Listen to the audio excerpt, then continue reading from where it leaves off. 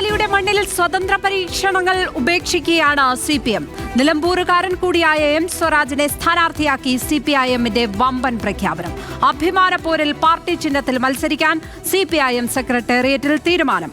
ഉഗ്രൻ രാഷ്ട്രീയ പോരാട്ടത്തിന് നിലമ്പൂർ സാക്ഷിയാകുമെന്ന് MV ഗോവിന്ദൻ. 2026 കർട്ടൻ റൈസറാകും നിലമ്പൂരെന്നും സ്വരാജ് തന്നെ മത്സരിക്കണമെന്നും സെക്രട്ടേറിയറ്റിൽ നിർദ്ദേശിച്ചത് പിണറായി വിജയൻ. രാഷ്ട്രീയ പോരാട്ടം നടത്താനുള്ള തീരുമാനം CPM എടുത്തതിൽ സന്തോഷമെന്ന് പ്രതിപക്ഷ നേതാവ് VD സതീശൻ. നിർണായകമായ ആ വാർത്ത ആദ്യം കേരളത്തെ അറിയിച്ചത് ന്യൂസ് മലയാളമാണ്. ന്യൂസ് പ്ലസ് ചർച്ച ചെയ്യുന്നു വജ്രായുധമെടുത്ത് CPM. DYFI മലപ്പുറം ജില്ലാ പ്രസിഡന്റ് P. ഷബീറാണ് അതിഥിയായി ചേരുന്നത്. സ്വാഗതം ഷബീർ. 2 ദിവസം മുമ്പ് പാലക്കാട് MLA രാഹുൽ മാങ്കൂട്ടത്തിൽ ഒരു ഫേസ്ബുക്ക് പോസ്റ്റ് ഇട്ടിരുന്നു. ധൈര്യമുണ്ടെങ്കിൽ CPM M. സ്വരാജിനെ നിലമ്പൂരിൽ മത്സരിപ്പിക്കണം എന്ന്. ഏതായാലും CPM വളരെ ചങ്കൂറ്റമുള്ള ഒരു തീരുമാനം തന്നെയാണ് എടുത്തിരിക്കുന്നത്. പാർട്ടി ചിഹ്നത്തിൽ മത്സരിക്കുന്നു. M. സ്വരാജ് തന്നെ സ്ഥാനാർത്ഥിയായി എത്തുന്നു. ഒരു വജ്രായുധം തന്നെ പുറത്തെടുത്തിരിക്കുകയാണ് CPM എന്ന് വിശേഷിപ്പിച്ചാൽ എങ്ങനെയാണ് നിങ്ങൾ അതിനോട് പ്രതികരിക്കുക?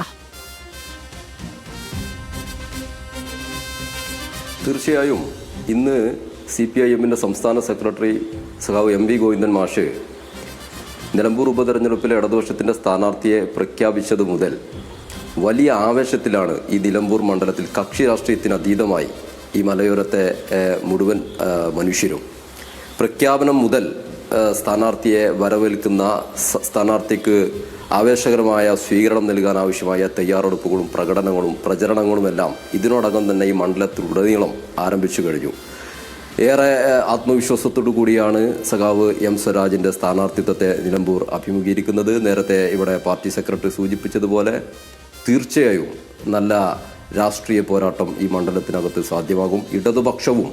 ഇടതുപക്ഷ വിരുദ്ധരും തമ്മിലുള്ള ഏറ്റുമുട്ടലാണ് ഈ നിലമ്പൂർ മണ്ഡലത്തിൽ വരും ദിവസങ്ങളിൽ നാം കാണാൻ വേണ്ടി പോകുന്നത്.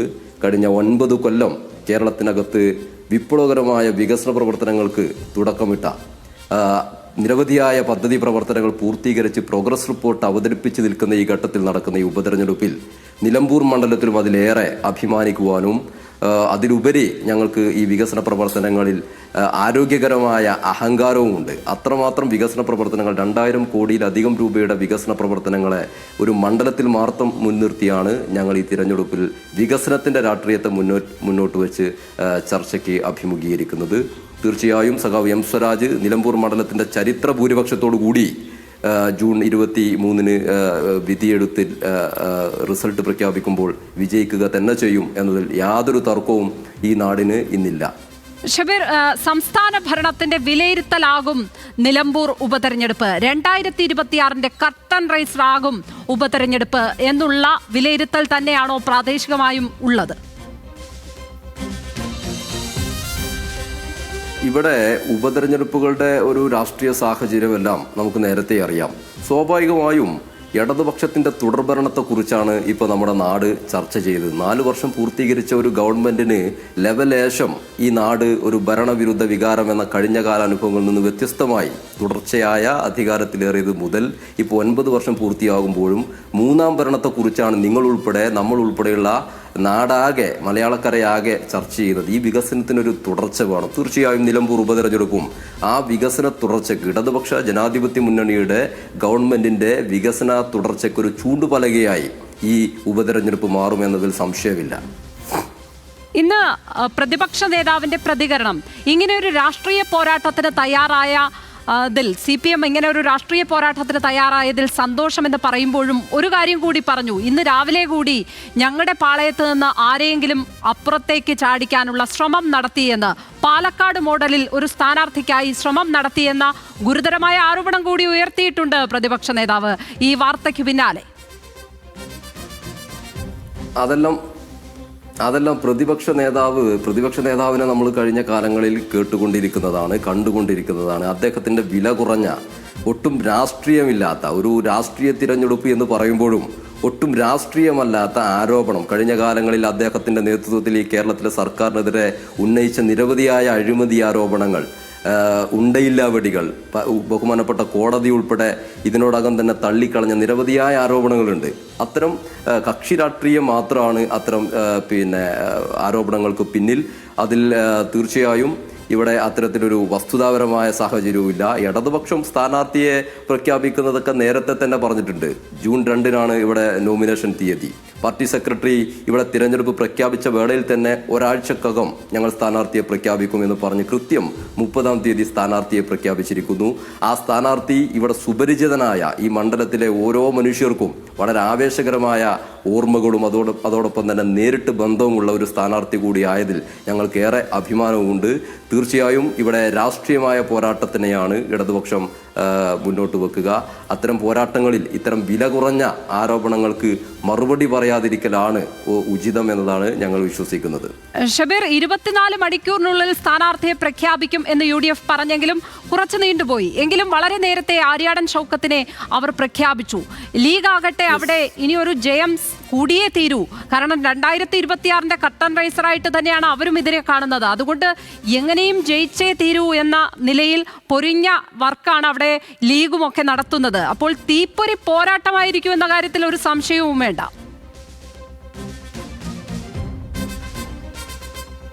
ഇവിടെ നമുക്കറിയാം 24 മണിക്കൂറിനുള്ളിൽ UDFന്റെ സ്ഥാനാർത്ഥിയെ തീരുമാനിക്കും എന്ന് പറയുന്ന ഒരു സാഹചര്യമുണ്ട്. അതാണ് ഏറ്റവും പ്രധാനം. നിങ്ങൾ നോക്കൂ, PV അൻവർ എന്ന് പറയുന്ന നിലവിലെ നിലമ്പൂരിൻ്റെ നിയമസഭാ സാമാജികൻ രാജിവെച്ചത് മുതൽ 2 അതിൽ കൂടുതലോ സ്ഥാനാർത്ഥികൾ ഇവിടെ തിരഞ്ഞെടുപ്പ് പോലും പ്രഖ്യാപിക്കാതെ വോട്ട് ചോദിച്ച് പല ആളുകളെയും സന്ദർശിച്ച് മതനേതാക്കന്മാരെ സന്ദർശിച്ചെല്ലാം ഇവിടെ സജീവമായി രംഗത്തുണ്ടായിരുന്നു. അന്ന് തിരഞ്ഞെടുപ്പ് പ്രഖ്യാപിച്ചിട്ടില്ല, നിങ്ങളുടെ ക്യാമറ കണ്ണുകൾ ഇവിടെ ഇല്ല. തിരഞ്ഞെടുപ്പ് കൂടെ പ്രഖ്യാപിച്ച ഘട്ടത്തിൽ വ്യാപകമായി ഇത്തരത്തിൽ പരസ്പര മത്സരത്തോടുകൂടി ഇവർ തമ്മിൽ DCC പ്രസിഡന്റ് ഒരു ഭാഗത്ത്, നിലവിലെ സ്ഥാനാർത്ഥി ഒരു ഭാഗത്ത് ഇവിടെ വോട്ട് അഭ്യർത്ഥിച്ച് തിരഞ്ഞെടുപ്പിൻ്റെ ഗോതയിലിറങ്ങിയ സാഹചര്യമുണ്ട്. അതിന് അറുതി വരുത്തുക എന്ന ലക്ഷ്യത്തോടു കൂടി KPCCയുടെ തന്ത്രമായിരുന്നു യഥാർത്ഥത്തിൽ 24 മണിക്കൂറിനകം സ്ഥാനാർത്ഥിയെ പ്രഖ്യാപിക്കുക എന്നുള്ളത്. പക്ഷേ അതിനും അവർക്ക് കഴിഞ്ഞില്ല. ഇപ്പോൾ കേരളത്തിലെ കോൺഗ്രസ്, KPCC, UDF നേരിടുന്ന നിരവധിയായ വെല്ലുവിളികളുണ്ട്. വലിയ ആത്മവിശ്വാസത്തോടു കൂടിയൊക്കെ നിങ്ങൾ ഉൾപ്പെടെ പറയുന്ന ഒരു കാരണമുണ്ട്. നിലമ്പൂർ മണ്ഡലം UDFന് പല അഡ്വാൻറ്റേജും ഉണ്ട്. ഒരു അഡ്വാൻറ്റേജും നിലമ്പൂർ മണ്ഡലത്തിനകത്ത് UDFന് ഇല്ല എന്നതാണ് വസ്തുത. അത് വളരെ കൃത്യമായി ജൂൺ 19 തിരഞ്ഞെടുപ്പിന് ശേഷം പ്രതിഫലിക്കാൻ വേണ്ടി പോകുന്നതാണ്. ഇത് ഇടതുപക്ഷത്തിന് അതിശക്തമായ വേരോട്ടമുള്ള ഒരു മണ്ഡലമാണ്. ഇവിടെ അത്തരത്തിൽ വലിയ രൂപത്തിലുള്ള മുന്നേറ്റമാണ് ഇടതുപക്ഷം ഈ തിരഞ്ഞെടുപ്പിൻ്റെ ഭാഗമായിട്ട് നേരിടാൻ വേണ്ടി പോകുന്നത്. കടന്നൽ രാജ എന്ന് പറഞ്ഞ് ആഘോഷിച്ച അൻവറാണ് ഇപ്പോൾ ഒരു രാഷ്ട്രീയ അനിശ്ചിതാവസ്ഥ നേരിട്ടുകൊണ്ട് ഇപ്പോൾ എങ്ങുമില്ലാതെ നിൽക്കുന്നത് എന്ന കാര്യം കൂടിയുണ്ട്. ഈ ഘട്ടത്തിൽ സ്ഥാനാർത്ഥിയെ പ്രഖ്യാപിച്ച ശേഷം അൻവറിനെ കാര്യമായി വേദനിപ്പിക്കാൻ CPM സംസ്ഥാന സെക്രട്ടറിയോ സ്ഥാനാർത്ഥിയായിട്ടുള്ള M സ്വരാജോ തയ്യാറായില്ല എന്നുള്ളതും ശ്രദ്ധേയമായി തോന്നി. അത്തരത്തിൽ ഒരു തന്ത്രം അൻവറിന്റെ കൂടെയുള്ളവരുടെ വോട്ടുകൾ കൂടി ലക്ഷ്യമിടുന്നുണ്ടോ CPM നിലമ്പൂരിൽ? അൻവറിന് ഇവിടെ വോട്ടുണ്ടോ വോട്ടില്ലേ എന്നതൊക്കെ തെരഞ്ഞെടുപ്പിൽ നമുക്ക് കാണാൻ വേണ്ടി കഴിയും. നിങ്ങൾ മനസ്സിലാക്കേണ്ടത് ഇത്രയേറെ കൊട്ടിഘോഷിച്ച PV അൻവർ, ആ PV അൻവർ ഇടതുപക്ഷം വിട്ട് UDFലേക്ക് ചേക്കേറുമ്പോഴും ചേക്കേറുന്നതിന് മുൻപും അദ്ദേഹത്തിൻ്റെ കൂടെ 9 കൊല്ലം ഇവിടെ സഹവസിച്ച അദ്ദേഹത്തിൻ്റെ ഓഫീസിലെ ഓഫീസ് ജീവനക്കാർ പോലും ഇന്ന് അദ്ദേഹത്തിൻ്റെ കൂടെയില്ല. ഇടതുപക്ഷത്തിൻ്റെ മെമ്പർമാരുടെ കാര്യമല്ല പറയുന്നത്, അദ്ദേഹത്തിൻ്റെ ജോലിക്കാരായി അദ്ദേഹത്തിൻ്റെ ഓഫീസിൽ, നിലമ്പൂരിലെ ക്യാമ്പ് ഓഫീസിലും അതുപോലെ തന്നെ തിരുവനന്തപുരത്തെ MLA ഓഫീസിലും ഒക്കെ പ്രവർത്തിച്ചിരുന്ന ജീവനക്കാരെ പോലും അദ്ദേഹത്തിന് കൂടെ കൂട്ടാൻ വേണ്ടി കഴിഞ്ഞിട്ടില്ല. അദ്ദേഹം എന്ത് എഫക്റ്റാണ്? PV അൻവർ നിലമ്പൂർ മണ്ഡലത്തിലൊരു ഫാക്ടേ അല്ല. ഇവിടെ ഇടതുപക്ഷവും വലതുപക്ഷവും തമ്മിലാണ് മത്സരം. ആ മത്സരത്തിൽ ഇടതുപക്ഷം ഇവിടെ വികസനത്തിൻ്റെ രാഷ്ട്രീയം, അതോടൊപ്പം തന്നെ ഈ വഞ്ചനയുടെ രാഷ്ട്രീയം, അതിന് കൃത്യമായ പ്രതികാരം ചെയ്യാൻ വേണ്ടി ഇവിടെ ജനങ്ങൾ തയ്യാറെടുത്ത് നിൽക്കുകയാണ്. നിങ്ങൾ മനസ്സിലാക്കേണ്ടത് 9 കൊല്ലം മുമ്പ് PV അൻവറിലൂടെ ഈ മണ്ഡലം യഥാർത്ഥത്തിൽ ഇടതുപക്ഷം തിരിച്ചു പിടിക്കുന്നത് അത് PV അൻവർ എന്നൊരു ഫാക്റ്റ് അല്ല യഥാർത്ഥത്തിൽ അത് പ്രതിഫലിച്ചത്. 33 കൊല്ലം തുടർച്ചയായി ബഹുമാന്യനായ ആര്യാടൻ മുഹമ്മദിൻ്റെ നേതൃത്വത്തിൽ മന്ത്രിയായി, MLA ആയി, കേരളത്തിലെ രാഷ്ട്രീയത്തിലെ മുടിചൂട മന്നനായി, കോൺഗ്രസിൻ്റെ സമുന്നതനായ നേതാവ് ഈ മണ്ഡലത്തെ പ്രതിനിധീകരിക്കുമ്പോൾ ഈ മണ്ഡലം കേരളത്തിൽ ഏറ്റവും അധികം വികസനത്തിൽ പിന്നോക്കം നിൽക്കുന്ന ഒരു മണ്ഡലമായിരുന്നു. അതിൽ പൊറുതിമുട്ടിയ ഒരു ജനത യഥാർത്ഥത്തിൽ ഈ നിലമ്പൂർ മണ്ഡലത്തിനകത്തൊരു മാറ്റം പ്രതീക്ഷിക്കുകയാണ്. കേരളമാകെ ഇടതുപക്ഷത്തിൻ്റെ വലിയ അലയൊലി തീർത്ത 2016 തെരഞ്ഞെടുപ്പിൽ നിലമ്പൂർ മണ്ഡലവും ഇടതുപക്ഷം വലിയ 10,000 വോട്ടിൻ്റെ ഭൂരിപക്ഷത്തിൽ വിജയിക്കുകയാണ്. ശേഷം തുടർച്ചയായി വീണ്ടും ഇതേ PV അൻവറിലൂടെ 2700ഓളം വോട്ട് വാങ്ങി ഇടതുപക്ഷം വിജയിക്കുകയാണ്. അത് വികസനത്തിനുള്ള വോട്ടാണ്, ഇടതുപക്ഷത്തിന്റെ ഗവൺമെന്റിനുള്ള വോട്ടാണ്. ഈ പാവപ്പെട്ട ജനങ്ങൾക്ക് നൽകുന്ന നിരവധിയായ ക്ഷേമ പദ്ധതികൾക്കും ക്ഷേമ ആനുകൂല്യങ്ങൾക്കുള്ള വോട്ടാണ്. കേരളത്തിന്റെ സർവ്വമേഖലയിലും വികസനം നടപ്പിലാക്കിയ മതനിരപേക്ഷ നിലപാടുമായി ധീരമായി മുന്നോട്ട് പോകുന്ന കേരളത്തിലെ മുഖ്യമന്ത്രിക്കുള്ള വോട്ടാണ്. അത് ഇവിടെ കൃത്യമായി ഇനിയും പ്രതിഫലിക്കും. അതിന് കൃത്യമായ തുടർച്ചയുണ്ടാകും. അവിടെ നിങ്ങൾ പറഞ്ഞ സ്വതന്ത്രനായി വെച്ചുകൊണ്ടുള്ള ആ നീക്കം അത് തെറ്റായി പോയി എന്നാണോ ഇപ്പോഴത്തെ വിലയിരുത്തൽ? അന്നത്തെ തീരുമാനം ഒരിക്കലും തെറ്റല്ല, അത് ശരിയായ തീരുമാനമാണ്. ഈ PV അൻവർ എന്നത് ഇടതുപക്ഷത്തിന്റെ ഭാഗമായി നിൽക്കുമ്പോൾ ഇടതുപക്ഷത്തിന് കൃത്യമായി അദ്ദേഹത്തെ മുന്നോട്ട് കൊണ്ടുപോകാൻ വേണ്ടി കഴിഞ്ഞിട്ടുണ്ട്. ഇടതുപക്ഷത്തിന് വെല്ലുവിളി സൃഷ്ടിച്ചപ്പോൾ ഇടതുപക്ഷം അദ്ദേഹത്തെ സംരക്ഷിച്ചിട്ടില്ല എന്നത് നിങ്ങളെല്ലാം കണ്ടിട്ടുള്ളതാണ്. ഇടതുപക്ഷത്തിന്റെ ഭാഗമായി അദ്ദേഹം നിലമ്പൂർ നിയമസഭാ മണ്ഡലത്തെ പ്രതിനിധീകരിക്കുമ്പോൾ ഈ കേരളത്തിലുടനീളം കേരളത്തിലെ ഗവൺമെന്റ് നടപ്പിലാക്കിയ വികസന പ്രവർത്തനങ്ങൾ ഈ നിലമ്പൂർ മണ്ഡലത്തിലും യാഥാർത്ഥ്യമായിട്ടുണ്ട്. അത് പിന്നെ ഈ PV അൻവറിനെ വേറെ രൂപത്തിലൊരു തെറ്റായ അന്ന് ശരിയായ തീരുമാനം തന്നെയാണ്. അന്നത്തെ വലതുപക്ഷ ദുർഭരണത്തിന്, ഈ വികസന മുരടിപ്പിന് അറുതി വരുത്താൻ ഇദ്ദേഹം ഒരു നിമിത്തമായി എന്നത് മാത്രമാണ് നമുക്ക് കാണാൻ കഴിയുന്നത്. അത് ഇടതുപക്ഷ ജനാധിപത്യ മുന്നണിയുടെ ഗവൺമെന്റിന്റെ വികസന നേട്ടമായിട്ടാണ് ഇവിടെ മലയോരം അടയാളപ്പെടുത്തുന്നത്. PV അൻവർ ഉയർത്തിയ വിഷയങ്ങളുണ്ട്. സർക്കാരിനെതിരെ നിരവധി ആരോപണങ്ങൾ ഉയർത്തിക്കൊണ്ടാണ് PV അൻവർ മുന്നണി വിടുന്നത്, അതിന് പിന്നാലെ രാജിവെക്കുന്നത് ഒക്കെ. അപ്പോൾ ആ വിഷയങ്ങൾ ഒന്നും തന്നെ നിലമ്പൂരിൽ ചർച്ചയാകില്ല എന്നാണോ? PV അൻവർ ഉന്നയിക്കപ്പെട്ട പ്രശ്നം ഇപ്പോൾ ഇന്ന് രാവിലെ 9 മണിക്ക് PV അൻവർ പത്രസമ്മേളനം പ്രഖ്യാപിച്ചു. ആ പത്രസമ്മേളനം നടന്നു. 9:20 PV അൻവറിന്റെ നിലപാട് വീണ്ടും മാറുന്നു. 9:23 നേരത്തെ പറഞ്ഞ നിലപാടുമായി ഒരു ബന്ധവും ഉണ്ടായില്ല. ഇതല്ലേ PV അൻവർ നമ്മൾ കാണുകയല്ലേ? എത്ര കാലമായി അടിസ്ഥാനരഹിതമായ ആരോപണങ്ങൾ കേരളത്തിലെ സർക്കാരിനെതിരെ. അൻവർ രാജിവെച്ചത് കൊണ്ടാണ് അവിടെ ഒരു ഉപതെരഞ്ഞെടുപ്പോൾ ഈ വന്നു ചേർന്നത് സാധ്യമായത്. അത് അൻവർ രാജിവെച്ചത് കൊണ്ടാണ്. ഉറപ്പായും അൻവർ ഉയർത്തിയ വിഷയങ്ങൾ, അദ്ദേഹം ഉയർത്തിവിട്ട വിഷയങ്ങൾ അതവിടെ നിലനിൽക്കുകയല്ലേ? അദ്ദേഹം ഉയർത്തിവിട്ട വിഷയങ്ങളിൽ ഏത് വിഷയത്തിനാണ് അടിസ്ഥാനമുള്ളത്? നിങ്ങളത് പറ. ഇപ്പോൾ RSSുമായി ബന്ധപ്പെട്ട്, പോലീസുമായി ബന്ധപ്പെട്ട് ഈ പറയുന്ന പ്രശ്നങ്ങളെല്ലാം കൃത്യമായി കേരളത്തിലെ ഗവൺമെന്റ് ആദ്യഘട്ടത്തിൽ തന്നെ ഫലപ്രദമായി അന്വേഷിച്ച് ഇതിനകത്തുനിന്ന് ഒരു തെളിവും കയമ്പും അദ്ദേഹത്തിന് ഉൾപ്പെടെ ഇപ്പോൾ സ്വർണ്ണക്കടത്തുമായി ബന്ധപ്പെട്ടൊക്കെ നമ്മൾ കണ്ടല്ലോ. കുറെ സ്വർണ്ണക്കടത്തുകാരെയൊക്കെ അദ്ദേഹത്തിന്റെ സഹപ്രവർത്തകരായ കുറെ ആളുകളെ പിടിച്ചിരുത്തി അദ്ദേഹം നടത്തിയിട്ടുള്ള നിരവധിയായ നാടകങ്ങൾ നമ്മൾ മുമ്പിലുണ്ട്. ഇതിലൊന്നും ഒരു അടിസ്ഥാനവുമില്ല എന്ന് മാത്രമല്ല, ഇതെല്ലാം അദ്ദേഹത്തിന്റെ വ്യക്തിപരമായ താല്പര്യങ്ങളുടെ ഭാഗമായിരുന്നു. അദ്ദേഹത്തിന്റെ സാമ്പത്തിക താല്പര്യം, അദ്ദേഹത്തിന്റെ രാഷ്ട്രീയ താല്പര്യം, അദ്ദേഹം നേരത്തെ തന്നെ UDFുമായി നടത്തിയിട്ടുള്ള ചില ഗൂഢാലോചന, VD സതീശൻ പ്രതിപക്ഷ നേതാവുമായി നടത്തിയിട്ടുള്ള ഗൂഢാലോചനകളെല്ലാം നമ്മുടെ മുൻപിലുണ്ട്. ഇത് നേരത്തെ കൂട്ടി തയ്യാറാക്കിയിട്ടുള്ള ഒരു പദ്ധതിയുടെ ഭാഗമായിരുന്നു എന്നതാണ് നമുക്ക് മനസ്സിലാകുന്നത്. ഉന്നയിക്കപ്പെട്ട ആരോപണങ്ങൾ അടിസ്ഥാനരഹിതമാണ്. കഴിഞ്ഞ 9 കൊല്ലം കേരളത്തിലെ പ്രതിപക്ഷം കേരളത്തിലെ സർക്കാരിനെതിരെ പല അഴിമതി ആരോപണങ്ങളും ഉന്നയിച്ചതിന് സമാനമാണ്. ഒരു അടിസ്ഥാനവുമില്ല, ഒരു തെളിവുമില്ല. കേരളത്തിന്റെ പരമോന്നത കോടതി തന്നെ തള്ളിക്കളയുന്ന നിരവധിയായ അനുഭവങ്ങൾ നമ്മുടെ മുമ്പിലുണ്ട്. അതിന് അടിസ്ഥാനവുമില്ലായിരുന്നു. VD സതീശനാണ് ഇപ്പോൾ മുന്നണി പ്രവേശനത്തിന് വലിയ തടസ്സം നിൽക്കുന്നത് എന്ന തരത്തിലാണ് വാർത്തകൾ. അതൊക്കെ ഇപ്പൊ രൂപപ്പെട്ട പ്രശ്നങ്ങളാണ്. തുടക്കത്തിൽ VD സതീശനുമായി ബന്ധപ്പെട്ട് നല്ല പ്രണയത്തിലായിരുന്നു, നമ്മൾ കണ്ടതാണല്ലോ. ഇടതുപക്ഷം പിന്നെ വിടുന്ന ഘട്ടത്തിൽ VD സതീശനുമായി മണ്ഡലത്തിൽ ഉൾപ്പെടെ വേദി പങ്കിട്ടിട്ടാണ് ഇവർ ആരംഭിക്കുന്നത്. നിരവധിയായ കേന്ദ്രങ്ങളിൽ ഇവർ തമ്മിലുള്ള രഹസ്യ ചർച്ചകളും പരസ്യ ചർച്ചകളും എല്ലാം നമ്മൾ കണ്ടതാണ്. ഇപ്പോഴാണ് ഇവരുടെ പിന്നെ ഈ പ്രണയബന്ധത്തിൽ വലിയ പ്രയാസങ്ങൾ നേരിടുന്നത്. അത് കുറച്ചുകൂടെ കഴിയുമ്പോൾ അത് മൂർച്ഛിക്കും. അതിലൊക്കെ നമുക്ക് വളരെ രസകരമായി നമുക്കതെല്ലാം കാണാം. അതൊന്നും ഇടതുപക്ഷത്തെയോ കേരളീയ പൊതുസമൂഹത്തെയോ ഒട്ടും ബാധിക്കുന്ന പ്രശ്നവുമല്ല. ഇവിടെ PV അൻവർ ഉന്നയിക്കപ്പെട്ട പ്രശ്നങ്ങളൊന്നും നിലമ്പൂർ മണ്ഡലത്തിൽ ഒരു പ്രശ്നമേ അല്ല.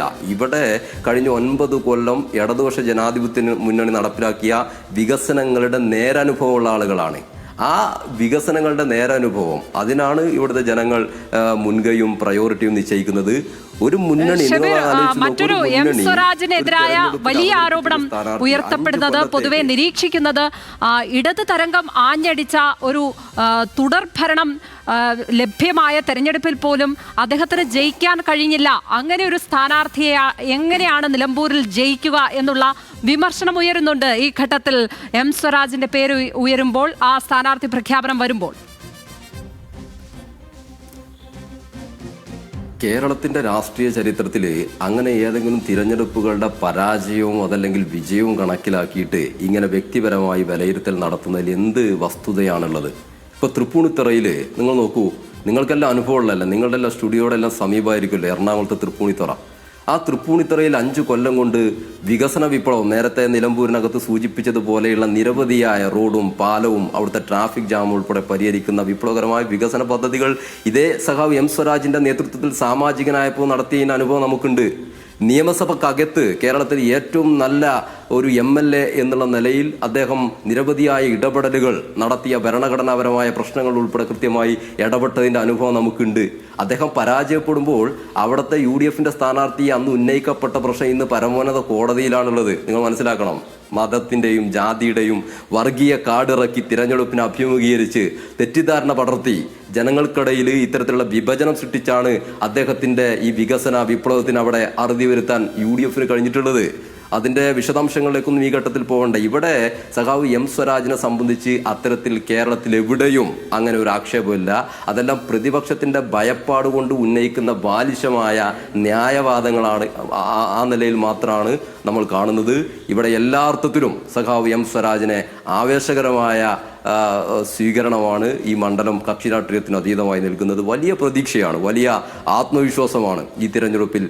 ഇതുവരെ നിലമ്പൂർ മണ്ഡലത്തിൽ ഇല്ലാത്ത വിധം ആഹ്ലാദകരമായ അനുഭവമാണ്.